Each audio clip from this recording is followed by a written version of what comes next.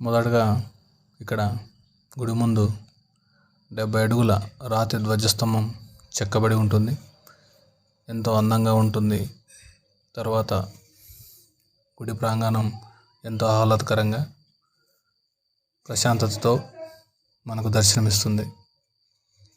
గుడి లోపలికి వెళ్ళగానే ఎంతో అద్భుతమైన శిల్ప సంపద మరియు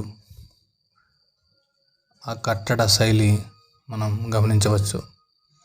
ఈ కట్టడం విజయనగర రాజుల కాలంలో దాదాపు 16వ శతాబ్దంలో నిర్మించబడినట్లు ఇక్కడ లభించినటువంటి శాసనాలు మనకు తెలియజేస్తున్నాయి.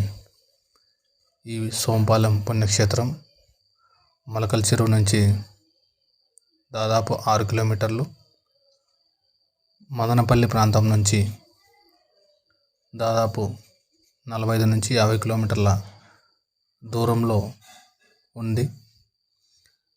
ఇక్కడ మనం చూస్తున్నటువంటి ఈ మహామండపం ఎంతో అందంగా ఆహ్లాదకరంగా ఉంటుంది. అద్భుతమైన శిల్ప సంపద ఇక్కడ మనం చూడవచ్చు.